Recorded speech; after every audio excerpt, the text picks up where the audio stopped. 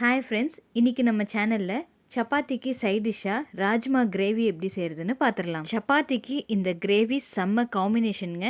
And rajma சாப்பிட்றதுனால நிறைய health benefits இருக்குது. வாங்க எப்படி செய்கிறதுன்னு பார்த்துடலாம். மார்னிங் பிரேக்ஃபாஸ்ட் செய்கிறதுக்கு நாங்கள் நைட்டே ராஜ்மாவை ஊற வச்சாச்சு. இதை கிட்னி பீன்ஸ்னு சொல்லுவாங்க. தாளிக்கிறதுக்காக பாதி வெங்காயம், ஒரு தக்காளி, கொஞ்சமாக கருவேப்பிலை எடுத்திருக்கோம். மிக்சியில் ஒரு தக்காளி, பாதி வெங்காயம், கொஞ்சமாக இஞ்சி, 2 பல் பூண்டு, இதை பேஸ்ட் பண்ணி எடுத்துடலாம்.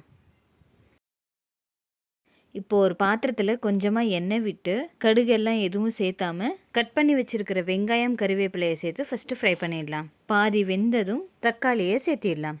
ராஜ்மாவை ரெகுலராக எடுக்க முடியலனாலும் அட்லீஸ்ட் 15 டேஸ் ஆர் மந்த்லி ஒன்ஸாச்சு எடுத்துக்கணும்.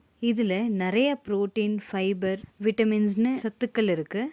அண்ட் நல்லா இதை ஊற வச்சு குக் பண்ணி சாப்பிடுங்க, இல்லைன்னா வாயு பிரச்சனை வர்றதுக்கு வாய்ப்பு இருக்குது. தக்காளி நல்லா வெந்திருக்கு. இப்போது நம்ம அரைச்சி வச்சுருக்கிற தக்காளி, வெங்காயம், பூண்டு, இஞ்சி பேஸ்ட் எல்லாம் சேர்த்து நல்லா ஃப்ரை பண்ணிடலாம். கொஞ்சமாக மிளகாய்த்தூள், கரம் மசாலா இந்த பேஸ்ட் கூடயே சேர்த்திடுங்க. நல்லா குக் ஆனதும் வேக வச்சிருக்கிற ராஜ்மாவை சேர்த்திடலாம். சப்பாத்திக்கு மற்ற கிரேவி செய்கிறத விட இந்த மாதிரி தால் ரெசிபி சீக்கிரம் செஞ்சிடலாம்.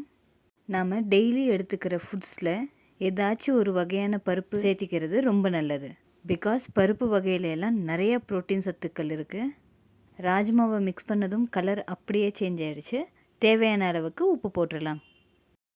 நாம் தேங்காய் எதுவும் அரைச்சி போடாதனால கொஞ்சம் தண்ணியாக இருக்கும். ஸோ 1 ஸ்பூன் அளவுக்கு கார்ன்ஃப்ளவர் மாவை தண்ணியில் கலந்துட்டு அது கூட சேர்த்திடலாம். ஜஸ்ட் 1 ஸ்பூன் சேர்த்தனாலே நமக்கு அந்த திக் கன்சிஸ்டன்சி வந்துடும். பாருங்கள், போட்ட உடனே கன்சிஸ்டன்சி நல்லா திக்காயிடுச்சு. கார்ன்ஃப்ளவர் இல்லைன்னா அரிசி மாவை கூட கொஞ்சம் தண்ணியில் கலந்து சேர்த்தலாம். கடைசியாக கொத்தமல்லி தூவி இறக்கணுன்னா சூப்பரான ராஜ்மா கிரேவி ரெடி. இது செய்கிறது ரொம்ப ஈஸிங்க. கண்டிப்பாக நீங்கள் ட்ரை பண்ணி பாருங்கள். எங்கள் வீட்டில் எல்லோரும் இது ரொம்ப விரும்பி சாப்பிடுவாங்க. சப்பாத்தி, தோசை, பூரிக்கு இது ரொம்ப நல்லாயிருக்கும்.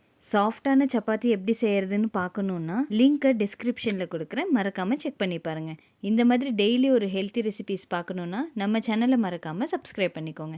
நாளைக்கு இன்னொரு சூப்பர் அண்ட் ஹெல்த்தியான ரெசிபீஸோடு சந்திக்கலாம். டாடா.